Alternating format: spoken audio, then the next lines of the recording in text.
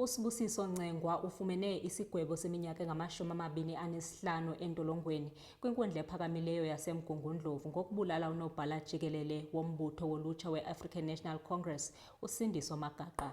UMagaqa wadutyulwa wabhubha ekunye nabanye ooceba ababini be-ANC abathi ngethamsanqa basinda kwesehlo emzimkhulu kwiphondo laKwaZulu-Natal ngoJulayi ka-2017. uNcengwa wabanjwa ngo-2018 kunye nabanye abathandathu abachaphazelekayo kweli tyala. Kwisivumelwano esityikityiweyo, uNcengwa uvumile ukuba yena noogxa bakhe baliqulunqa ngobunono iyelenqe lokudubula uMagaqa. Okanti ke isithethi senkonzo yesipolisa yoMzantsi Afrika uBrigadier Athlenda Mathe unika iinkcukacha ezithe vetshe ngalo mba. General Fani Masemola has commended the investigating team for securing a 25-year imprisonment sentence imposed on hitman U-Sibusiso Ncengwa for the murder of ANC councillor Usindiso Magaqa in July 2017. The SAPS Political Killings Task Team took over the case in July 2018 after their formation.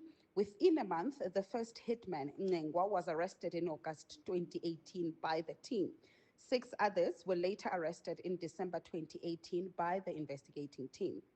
Today, the Pietermaritzburg High Court found Ncengwa guilty on 11 counts and he was sentenced to 25 years imprisonment. 3 other accused are still in custody, with the third declared mentally unfit to stand trial. The third accused is in a mental institution. The trial of the 2 who are fit to stand trial is expected to be heard between 19 September 2025 to 21 October 2025 before the Pietermaritzburg High Court.